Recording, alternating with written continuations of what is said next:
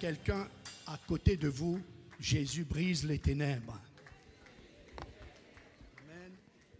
Un grand merci à l'équipe de louange, un grand merci à notre Dieu. Au travers d'eux, nous sommes déjà bénis. Et merci à Landy et toute l'équipe qui a bien voulu accepter de rester dans le thème concernant Jésus, puisque vous savez, il y a 3 semaines, nous avons commencé ce thème ayant pour titre « Au commencement, Dieu ». Puis on s'est arrêté quelques instants sur le Dieu trinitaire. Et ce matin, on va aller plus loin avec « Au commencement, Dieu » dans la personne de Jésus. Saluez votre proche voisin et dis-lui « Tu as bien fait de venir ce matin ».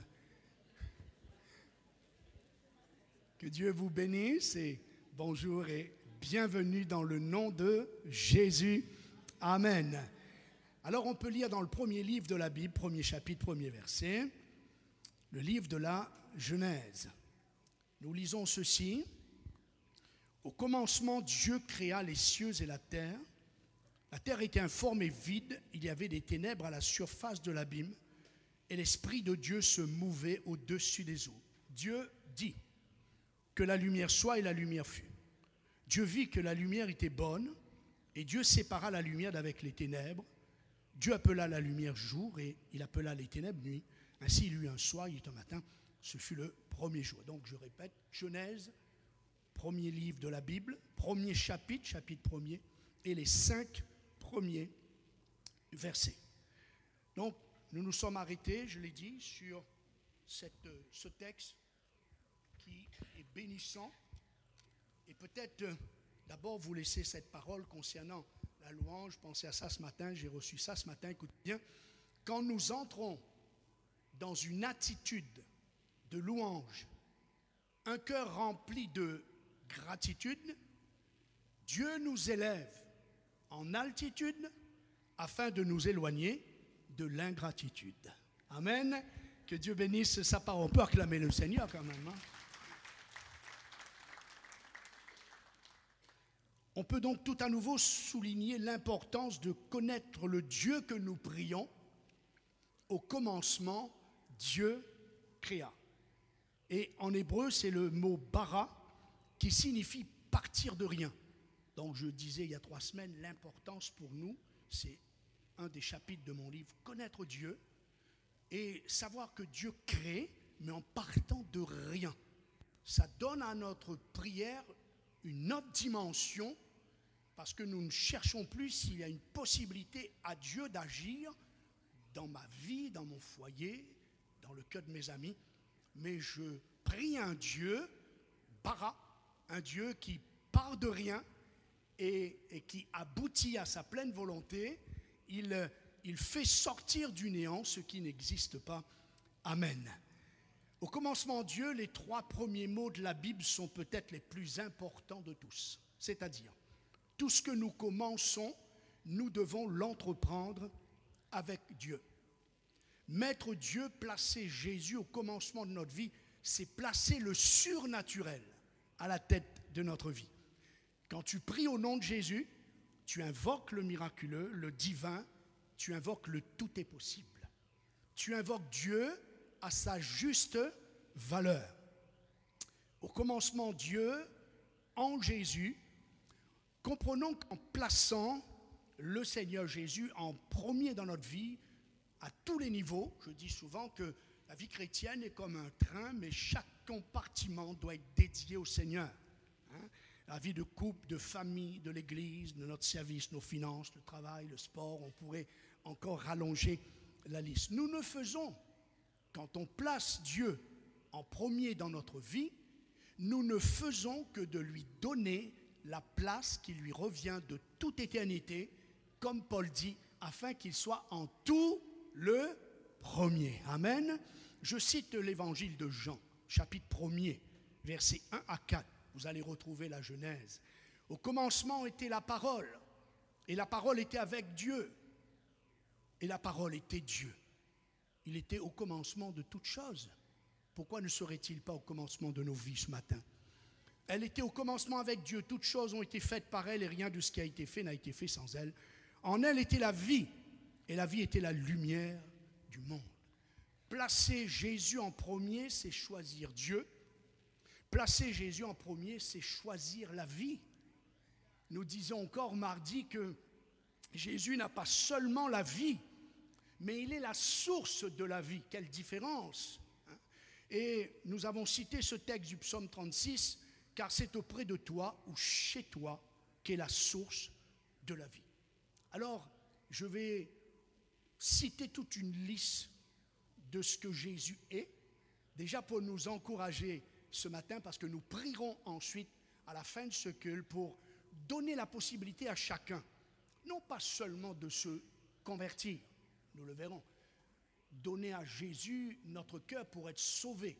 Non, non, non, on va aller beaucoup plus loin que ça. Car je me dévance moi-même. Sachez que toutes les promesses de Dieu programmées pour notre vie ne pourra prendre place qu'à partir du moment où Dieu sera à la tête, où Dieu sera au commencement de notre vie. Amen. Alors vous êtes prêts? Jésus n'est pas seulement le berger, mais il est le bon berger. Il n'est pas seulement le pain descendu du ciel, mais Jésus dit, mon Père vous donne le vrai pain du ciel. Jésus n'éclaire pas le monde, mais il est la lumière du monde. Il est la lumière qui brille dans le monde. Jésus n'est pas le médiateur seulement. Il est le seul médiateur entre Dieu et les hommes. Jésus n'est pas une porte, mais il est la seule porte qui mène à Dieu. Il n'est pas une vérité, il est la vérité. Jésus n'a pas seulement de l'amour, il est Dieu et Dieu est amour. Il n'est pas le sceptre, il est le vrai sceptre. Il n'est pas le nom qui sauve seulement, mais le seul nom qui a été donné parmi les hommes pour que nous soyons sauvés. Tout ce que je viens de vous dire, ce sont des textes bibliques, des versets bibliques, afin de nous démontrer qu'en toute chose, et ramener cela à notre vie, oui, Dieu est dans ta vie, tu es un chrétien, tu es une chrétienne, tu es sauvé, mais ne pas placer Dieu à la tête de notre vie n'enlève pas Dieu, ça ne remplace pas Dieu. Dieu est toujours dans ta vie, Dieu est toujours dans ton cœur, mais il n'est pas à sa place. Et nous verrons dans quelques instants toute l'importance de ne pas seulement accepter Jésus, pas seulement de recevoir Jésus, pas seulement avoir Dieu dans notre cœur, mais de lui donner vraiment la première place. Sur les réseaux sociaux, j'ai parlé aussi de ça il y a quelque temps, et quelqu'un a dit « Dites-nous pourquoi ». Alors je vais lui répondre. Souvenez-vous du message de l'apôtre Pierre qui rappelle que c'est Dieu le Père lui-même qui en a décidé. Jésus, écoutez-moi bien, c'est le choix de Dieu. Si tous les chemins mènent à Rome, un seul chemin mène à Dieu, son nom est Jésus. Amen. Écoutez la prédication de l'apôtre Pierre. Vous savez comment Dieu, dans les Actes, pour ceux qui notent, chapitre 10, verset 38, vous savez comment Dieu a oint du Saint-Esprit de force Jésus. Dieu était avec lui, verset 40. Dieu l'a ressuscité le troisième jour, verset 42. Jésus nous a ordonné, écoutez bien, de prêcher au peuple et d'attester que c'est lui qui a été établi par Dieu, juge des vivants et des morts. Et puis l'apôtre Pierre va poursuivre pour bien montrer que ce n'est pas seulement son opinion. Il dit tous les prophètes, vous avez entendu? Tous les prophètes rendent de lui le témoignage que quiconque croit en lui reçoit par son nom le pardon des péchés. Donc ce n'est pas une question que c'est les évangéliques qui donnent la place à Jésus et qui dit que Jésus est le seul sauveur. Ce n'est pas une question de religiosité, de religion. Ce n'est pas une question de choix, pas une question même de croyance. Mais c'est la vérité, c'est Dieu, le Père, qui a décidé que par son Fils Jésus, donnant sa vie sur la croix pour chacun de nous, dans le nom de son Fils, c'est lui qui nous sauve, qui nous pardonne, et il a établi, je répète, le seul qui est établi, non seulement dans le siècle présent, mais dans le siècle à venir, c'est ce que l'apôtre Paul à son tour enseigné à Éphésiens, et permettez-moi de lire chapitre 1er, Christ est ressuscité des morts, assis à la droite dans les lieux célestes, au-dessus de toute domination, de toute autorité, de toute puissance, de toute dignité, de tout nom qui se peut nommer non seulement dans le siècle présent, il parlait de cela il y a 2000 ans, mais encore dans le siècle à venir, et on est en 2024. Il a tout mis sous ses pieds, il a donné pour chef suprême l'Église. Donc, nous sommes le corps de l'Église, nous sommes membres du corps de Christ qui s'appelle l'Église. Donc, si le corps, Dieu a donné au corps comme chef suprême, la tête suprême, le Christ, à combien plus forte raison les membres que nous sommes de la maison de Dieu en tant que chrétiens, nous devrions donner la tête, chef suprême, à Jésus, notre Sauveur. Amen.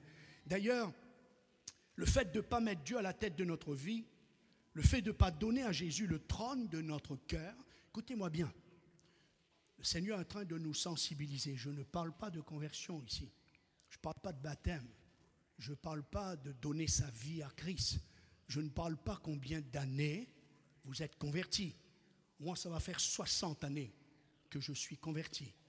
Mais ce texte me parle et je médite afin d'être sûr et de chercher dans ma vie à ce que Christ soit constamment dans mon couple, dans ma famille, qu'il soit constamment dans le ministère, dans le service, qu'il soit constamment le premier, qu'il soit à sa place. Amen.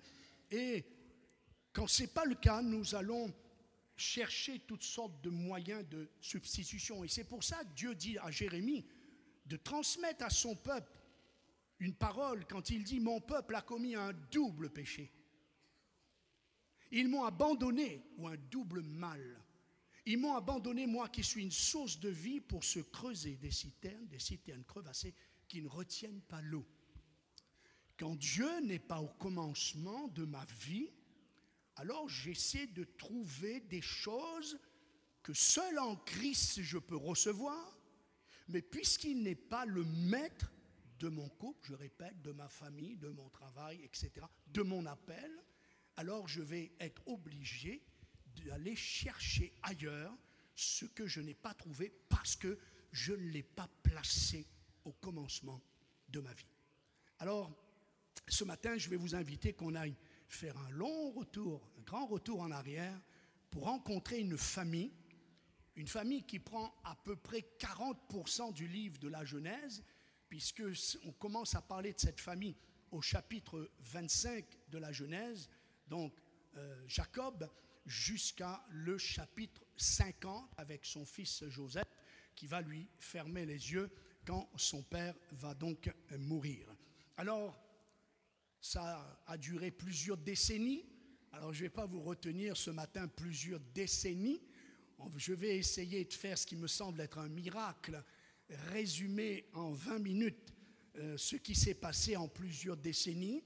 Mais Dieu est un Dieu de miracles, alors on va y aller. Alors, on va commencer par faire connaissance avec Jacob.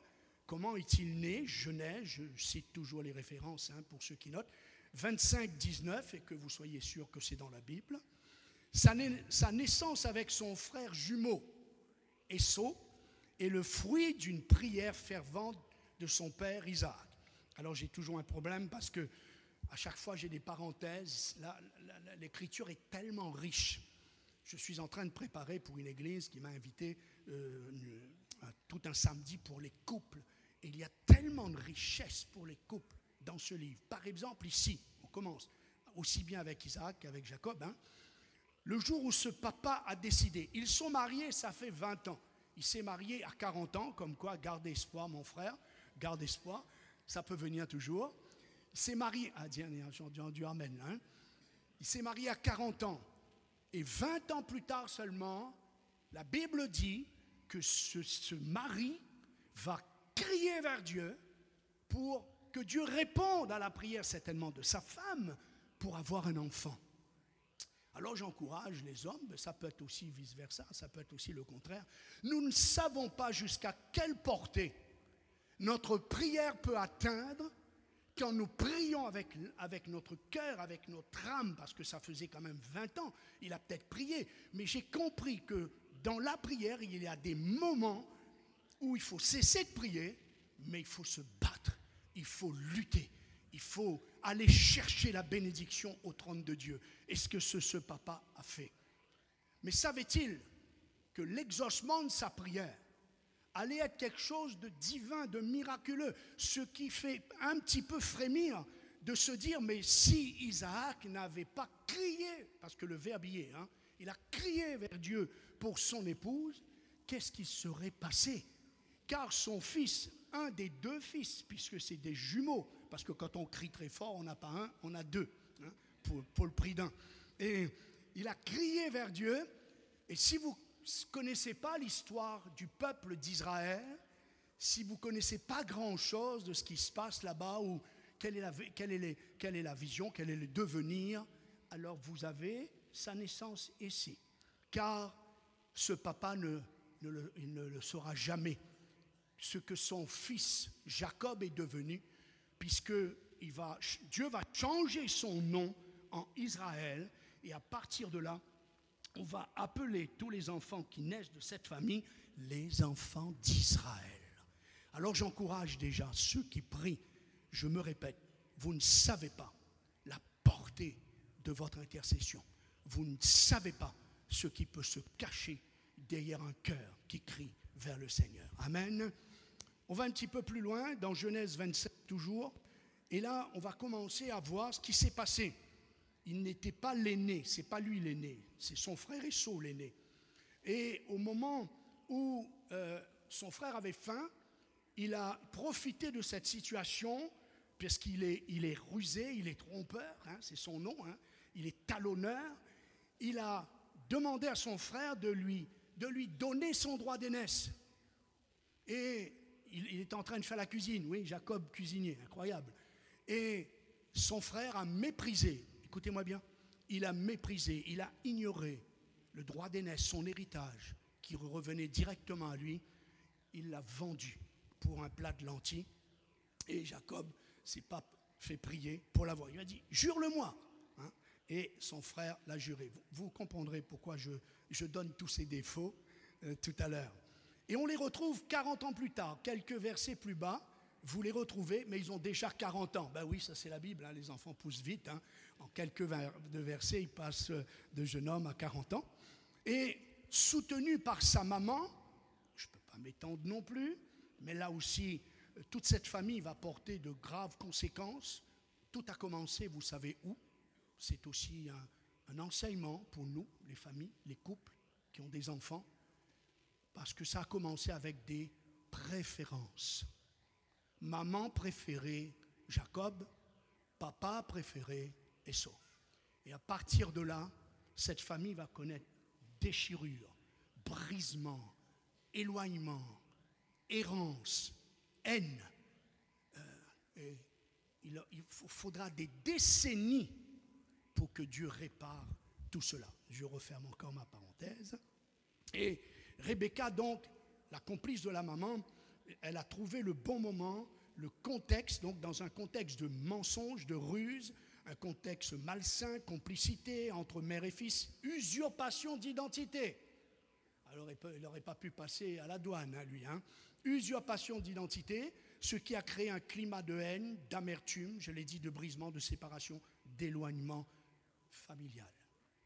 Et cette maman qui a dit, non, on va faire ça, je vais t'éloigner, je vais trouver l'excuse que c'est mieux que tu ailles dans ma famille pour trouver une femme qui reste dans on va dire dans notre culture, parce que ton frère, il a été épousé des filles qui me font pleurer, et puis dans le bon moment, quand ce sera le bon moment, je te ferai revenir.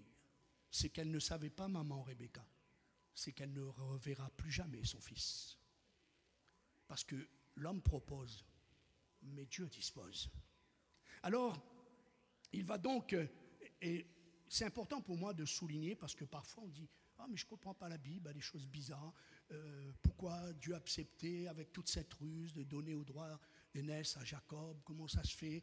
Alors, écoutez-moi bien, puisque Esau, le frère jumeau de Jacob, a méprisé le droit d'aînesse au profit du Dieu du ventre, c'était quand même bien bas tombé pour satisfaire son appétit vendre son droit d'aînesse. Mais il y a un Dieu dans le ciel qui écoute tout, qui voit tout.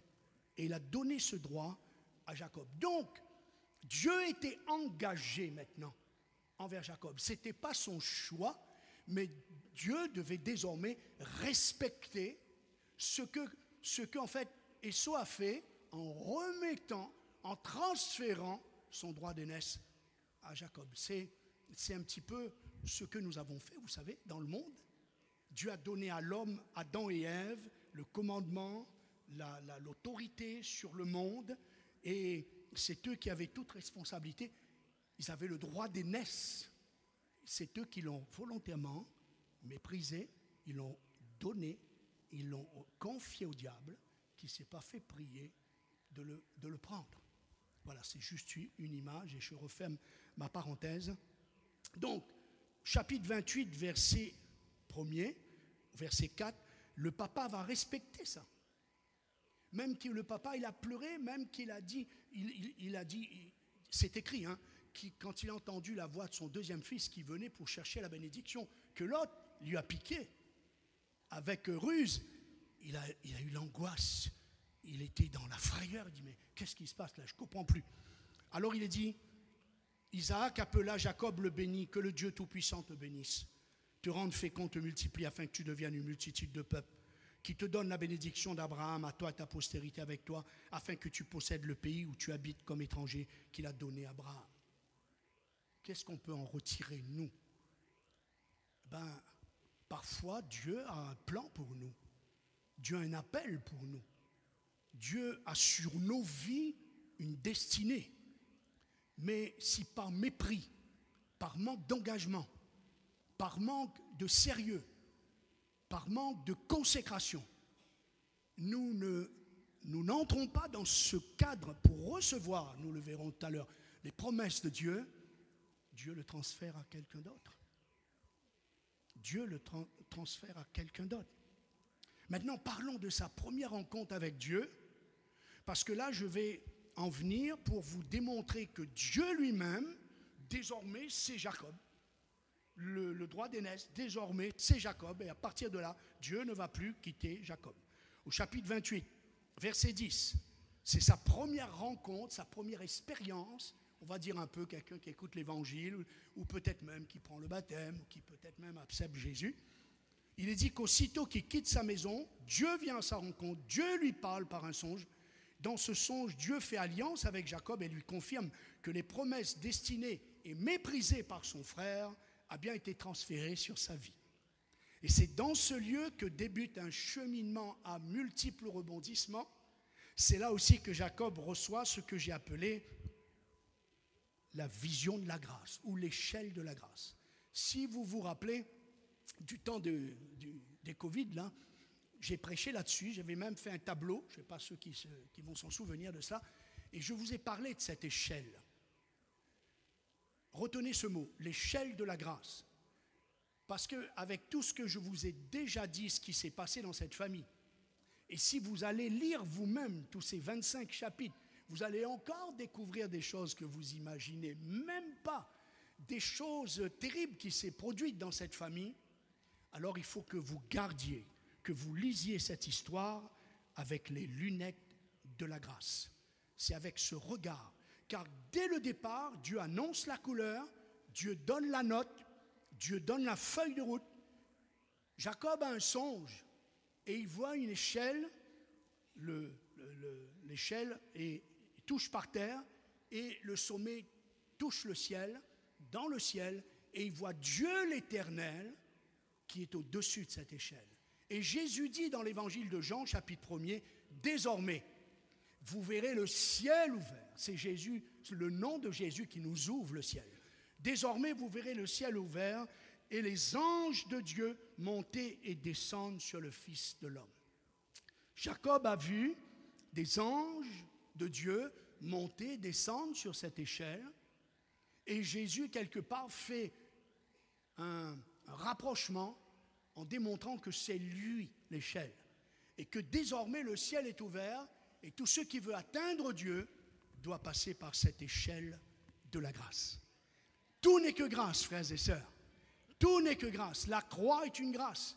La résurrection est une grâce. Le pardon de nos péchés est une grâce. Nous avons tout par grâce pleinement auprès de Dieu. Et c'est ce que Dieu a voulu tout de suite, je l'ai dit, donner la note dans cette vie de Jacob, dans cette vie avec tout ce qui va se passer dans cette famille, que ce n'est que la grâce. C'est la grâce qui nous permet de servir Dieu, c'est la grâce qui nous permet d'être sauvés, c'est la grâce qui nous permet d'aller plus loin avec le Seigneur. Amen. Maintenant, un autre point très important, Jacob ne connaissait pas Dieu personnellement. Il n'y avait aucun lien, aucune révélation. C'était pourtant un homme de songe et de vision, réellement qui vient de Dieu. Ce n'est pas des visions qui avaient besoin de révision, c'était vraiment des visions et des songes qui venaient de Dieu. Il a fait aussi des expériences incroyables avec les anges. En marchant, il rencontrait des anges. Ça s'appelle le discernement des esprits. Il a donc fait des expériences fortes au niveau spirituel.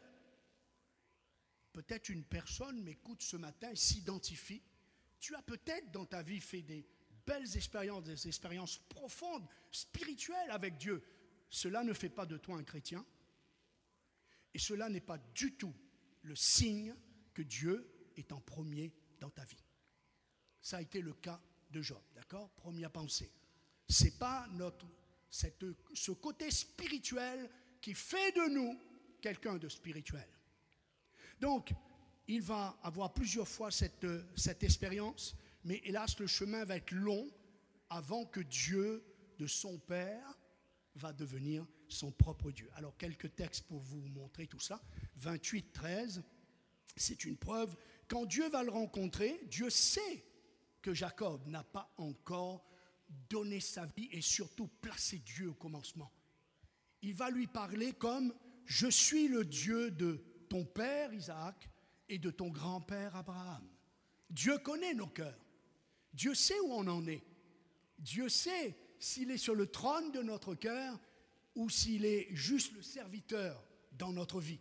Et c'est comme ça donc qu'il va s'adresser à Jacob. Écoutez bien, Jacob lui-même va faire une prière, une promesse. Il va demander beaucoup de choses et toutes ses prières seront exaucées parce que c'est la grâce. Écoutez sa prière, 28-20.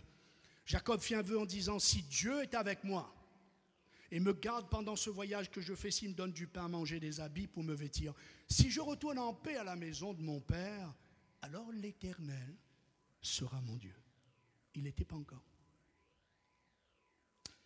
Allez, je passe les détails, on va aller 20 ans plus tard. Il va parler avec Rachel et Léa du comportement, du mauvais comportement de leur papa, donc son beau-père, parce qu'il le trompait. Mais Jacob a juste oublié, ce que tu sèmes, tu récoltes. Le trompeur trompé. D'accord? Et écoutez bien ce qu'il va dire, chapitre 31. « Si je n'eusse pas eu pour moi le Dieu de mon père, le Dieu d'Abraham, celui que craint Isaac. » On est à peu près 22, 23 ans se sont écoulés. Dieu n'est toujours pas le Dieu de Jacob. Et toi, Dieu est-il ton Dieu? Je continue et je vais revenir. Chapitre 32, chapitre 31 d'abord. Jacob jura par celui que craignait Isaac. Vous me suivez? Chapitre 32, verset 9. Il prie, Jacob prie, et il dit « Dieu de mon père Abraham, Dieu de mon père Isaac. » Alors ma question, c'est d'abord, et toi ce matin? C'est pour ça qu'on va prier, pour donner à chacun l'opportunité de placer Dieu en premier dans notre vie. Où en es-tu? Qui est-il au commencement de ta vie? Quelle est ta relation avec Dieu? Es-tu toujours en lien avec le Dieu de tes parents? Ici, Jacob est en train de nous enseigner qu'hélas, et je dirais, bien des chrétiens ont une relation avec Dieu par procuration de leurs parents. Pour d'autres, ce sont les maris qui ont une vie chrétienne par procuration avec leur épouse, ou l'inverse, l'épouse par rapport au mari, ou alors voire même les parents avec les enfants. Certains ont une vie spirituelle par rapport à l'Église. D'accord? C'est l'Église qui est leur priorité. Ou alors leur coche chrétien. Hein? Mais toi, est-ce que tu respires par toi-même? Et Dieu va devoir emmener Jacob par bien des expériences, certaines douloureuses, pour l'emmener enfin à prendre conscience, écoutez-moi encore bien une fois, après je vous laisse partir, les promesses de Dieu sur une vie, une promesse de Dieu ne peut prendre place, c'est seulement non pas quand tu deviens chrétien, engagé, baptisé, tout ça c'est bien, mais pour que Dieu déclenche ses plans sur ta vie, il attend que tu le places en premier. Parce que la Bible dit, quand nous méditons les Écritures, c'est pour nous protéger que Dieu fait ça. Parce que si Dieu devrait déclencher tout ce qu'il attend de nous, notre appel, notre mandat, notre mission, sans que Dieu soit le premier dans notre vie, alors l'ennemi va trouver des failles et ça va pas être au bénéfice de notre vie. Est-ce que vous me suivez? Mais on va y revenir. Alors, premier secret, chapitre 32, nous lisons « Jacob demeura seul ». N'oubliez pas qu'il avait 2 femmes, 2 concubines, 12 gosses, 12 enfants. Je ne sais pas si elle pouvait trouver un moment seul avec ça. Moi, seul à la maison avec ma femme, j'ai déjà du mal à trouver un moment seul. Non, c'est moi qui la cherche, en fait. Hein. Jacob demeura seul. Alors, des années, on est à peu près 25 ans là, hein, le combat va commencer. Et il va y avoir une lutte, il va y avoir un combat avec l'ange de l'Éternel, qui est une forme, une typologie, si vous voulez, de Jésus dans l'Ancien Testament. Vous ne trouverez plus jamais le mot l'ange de l'Éternel dans le Nouveau Testament. Parce que c'est une représentation de Jésus-Christ. Il dit, je ne te laisserai pas que tu me bénis. Voyez, malgré ce trompeur, ce menteur, ce voleur, excusez-moi, c'est en cœur, mais Dieu a vu au fond de son cœur de ce garçon. Il y avait comme un désir caché. Pourtant, ce n'était pas du tout sa nature. C'était le garçon à maman qui restait tranquillement à la maison, qui faisait même le repas. Alors que son frère était un guerrier, un chasseur. Mais Dieu connaît les cœurs. Dieu connaît les cœurs. Il savait que ce gars-là, un jour, ça va prendre du temps, mais Dieu est patient, il n'y a pas de problème. Ce gars-là, un jour, il va en vouloir. Il va vouloir la bénédiction de Dieu, au point de lutter toute une nuit avec un ange. Et ne pas le laisser partir sans qu'il soit béni. Et Dieu va lui donner un autre nom. Quand il y a une rencontre avec Dieu, nous recevons un nom nouveau qui est inscrit dans le ciel et que seul Dieu connaît. C'est la véritable nouvelle naissance, c'est le véritable engagement qui commence avec Dieu. Et que va dire Jacob? Jacob appela ce lieu du nom de Péniel. Car, dit-il, j'ai vu Dieu face à face, mon âme a été sauvée. Savez-vous que Péniel veut dire face de Dieu? Il nous faut cette rencontre, ce combat. D'ailleurs, il ne sera plus jamais le même à partir de ce moment-là. Il est diminué, il a été brisé, il a été cassé, broken, comme le Seigneur Jésus, pour que la puissance de Dieu, la promesse de Dieu puisse s'accomplir. Et dans cette rencontre, c'est ce que Dieu attendait depuis longtemps, il y a enfin ce face-à-face, cette communion, cette relation, cet engagement. Matthieu nous a si bien dit cela au travers du repas de la Sainte Seine qu'il a cité Apocalypse chapitre 2, où le Seigneur Jésus dit, je frappe à la porte. Qu'est-ce qu'il fait dehors? S'il est le Seigneur et Sauveur, pourquoi il est dehors? Pourquoi il frappe? Parce qu'il n'est pas le premier. Il a si bien exprimé que Dieu veut cette relation, cette communion, souper avec toi, c'est-à-dire de quoi tu te nourris. Je veux savoir de quoi tu nourris ton âme. Je veux souper avec toi, je veux savoir de quoi tu t'alimentes. Je veux rentrer chez toi, je veux m'asseoir avec toi, je vais t'écouter, je vais te parler. Ça c'est le Péniel de Dieu. Amen, c'est le face-à-face avec Dieu. Alors, chapitre 33, c'est une vraie rencontre avec Dieu, à partir de là, qui change les cœurs, qui change le caractère, qui change le nom, c'est-à-dire qui représente mon nom, représente mon passé, mon moi. C'est une vraie rencontre avec Dieu qui mène la réconciliation, le pardon avec les amis, la famille, avec le mari, avec l'épouse. Et Dieu veut cette rencontre pour que nous le mettions en premier. Et Jacob va donner le nom de ce lieu. La première fois, il a donné le nom de Bethel. Suivez-moi bien, qui veut dire maison de Dieu. Là, il va donner un autre nom qui veut dire le Dieu d'Israël. Mais Dieu veut plus que ça. Dieu veut aller plus loin avec Jacob. Chapitre 35, donc j'ai dit, c'est ce face-à-face avec Dieu qui nous conduit à sanctification. Il va demander à toute sa famille, dans le chapitre 35, de se sanctifier. Après cette lutte avec Dieu, il réalise qu'il a affaire à un Dieu saint. Alors il demande à toute la famille de se sanctifier parce qu'il va avoir une rencontre avec Dieu, une rencontre familiale. Et écoutez-moi bien que c'est à partir de ce jour-là que les promesses de Dieu prennent place.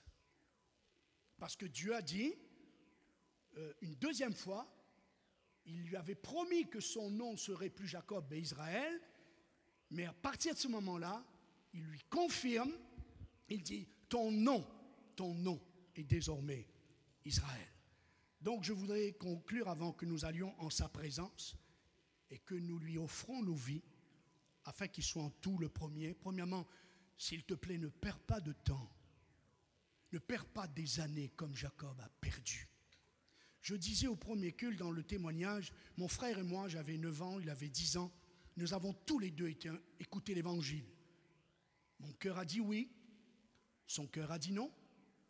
Mais ce que je voulais, si Dieu m'aurait fait la grâce de voir mon frère s'engager, prendre le baptême, si jamais je l'aurais entendu dire au jour du baptême, ben voilà, moi et mon frère, il y a 30 ans, 40 ans, on a écouté l'évangile, voilà, mais mon frère, lui, c'était le temps de Dieu pour lui. Moi, c'est aujourd'hui, je me serais levé, j'aurais dit stop. Le temps de Dieu, c'est toi qui le décides. C'est trop facile, ça nous déresponsabilise.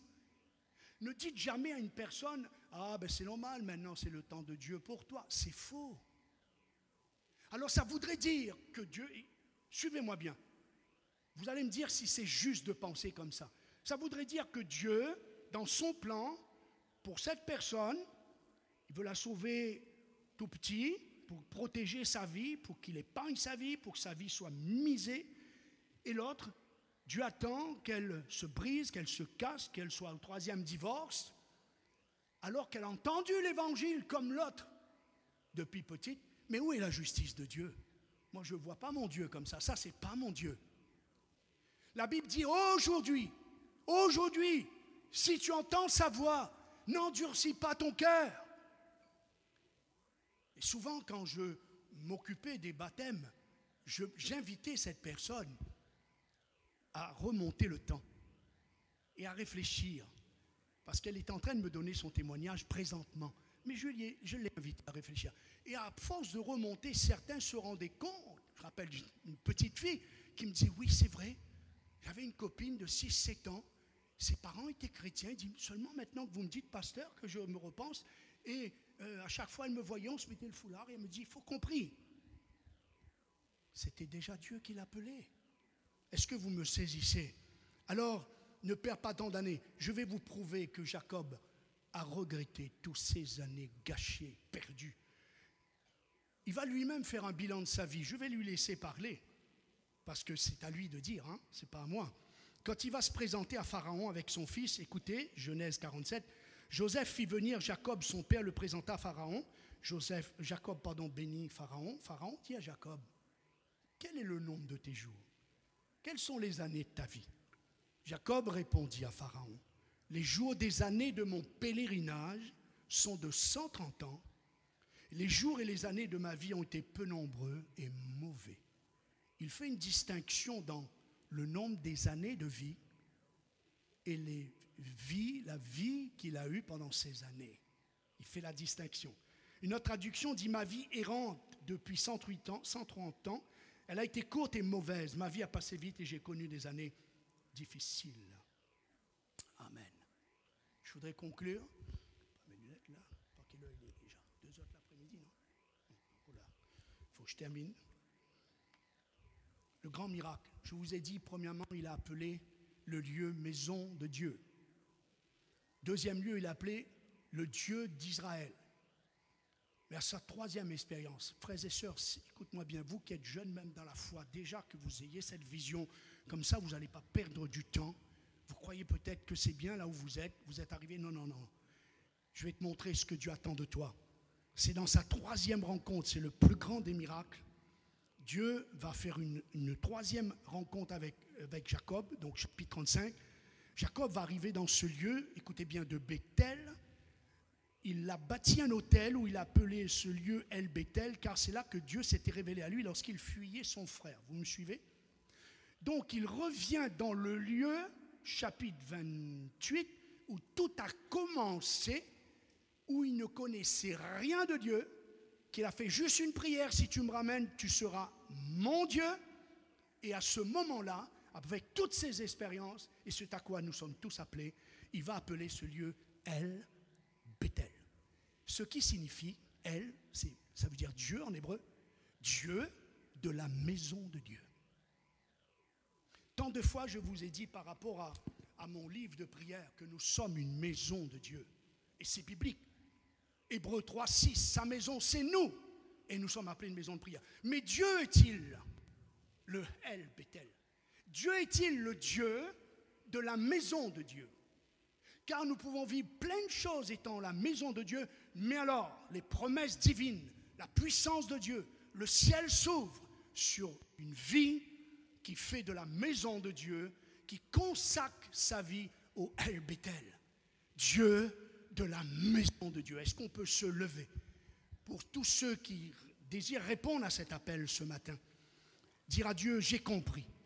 Pas seulement le baptême, pas seulement d'accepter Jésus, pas seulement d'être chrétien, pas seulement de venir à l'église, pas seulement d'avoir eu le privilège de devenir, d'être une maison de Dieu, une maison de prière, le temple du Saint-Esprit, mais j'ai compris ce matin que si je veux une vie avec toi, si je veux que tes promesses prennent place pleinement, profondément, pour mon couple, pour ma famille, pour mes enfants, arrête de vivre par procuration des autres. Arrête de vivre par procuration chrétiennement de ta famille, de ton mari, de ta femme, de tes enfants, je l'ai dit tout à l'heure. Accepte ce matin, maintenant, que Dieu soit le Dieu de la maison de Dieu. Amen. On va prier pour que le Saint-Esprit touche notre cœur. Peut-être on peut, s'il y a quelqu'un encore de vivant derrière la sono, pour mettre un chant, mais on va prier, frères et sœurs. On va prier courtement, mais c'est un instant comme Jacob demeura seul. On va juste le faire comme un symbole, mais poursuivez cette prière chez vous. Poursuivez cette prière dans la semaine. Cherchez Dieu, soyez seul. Soyez seul. Jacob demeura seul, et c'est là que tout a commencé. Demeure seul, entre dans ta cuisine, dans ta chambre, qu'importe où, et viens dans la présence de Dieu.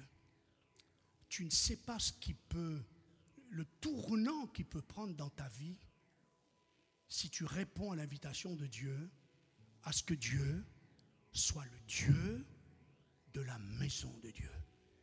Que le Dieu soit le Dieu de ta vie, de ton salut, de ton service, de ta famille. On prie ensemble. Alléluia. Et là, à votre place, simplement, répondez à son appel. Merci Seigneur. Merci pour ta parole, merci pour ta présence. Ta parole, j'aime le dire, elle est belle. Et c'est nous parler avec amour, avec tendresse, avec compassion. Seigneur, tu as déposé ce message sur ma vie. Seigneur, bénis cette église maintenant. Que le Saint-Esprit en mouvance, comme il a été en mouvance avant la création, afin d'agir, alors que l'Esprit de Dieu soit en mouvance sur cet auditoire maintenant. Que l'Esprit de Dieu soit en mouvance sur ce cœur, sur ce couple, sur cette vie qui a entendu ta parole. Que l'Esprit de Dieu soit en mouvance sur le cœur des enfants dans ce lieu, des adolescents et des jeunes, pour qu'ils ne perdent pas leurs années. et qu'il n'ait pas de regret comme lui, Jacob. Seigneur, je prie, pas seulement pour ce matin, car le temps ne nous est pas donné de le faire, mais je prie pour que tu puisses, après ce culte, cet après-midi, ce soir, la semaine à venir, que chacun se rencontre seul avec toi. Chacun va avoir la face de Dieu pour te permettre de devenir le Dieu de la maison de Dieu. Oh, alléluia. Reçois ce matin la parole. Accepte ce matin que Dieu soit le Dieu de la maison de Dieu que tu es. Alléluia. Merci Seigneur par le Saint-Esprit. Est-ce qu'on peut acclamer le Seigneur? Alléluia. Amen. Que Dieu vous bénisse. Vous pouvez reprendre place. Juste avant de laisser la place à Matthieu, on n'a pour que quelques minutes d'annonce. Voilà, juste vous faire cette petite annonce parce que il y aura à peu près 24 diapos qui concernent mon livre Génération d'intercesseurs. Si vous ne l'avez pas encore, vous pouvez le procurer à la sortie. Donc nous avons à peu près 24 frères et sœurs de l'Église qui ont fait soit un partage ou apporté une expérience ou des questions-réponses. Et donc je voulais que l'Église le sache et que vous profitiez également de la bénédiction dont ils ont été l'objet. Et il y a eu plusieurs centaines et centaines de vues de différents frères et sœurs qui ont pu, je l'ai dit, rendre témoignage. Et c'est une bénédiction. Donc n'hésitez pas, j'ai eu ça à cœur durant tout l'été en principe. Ça devrait aller jusqu'à peu près 10-15 septembre.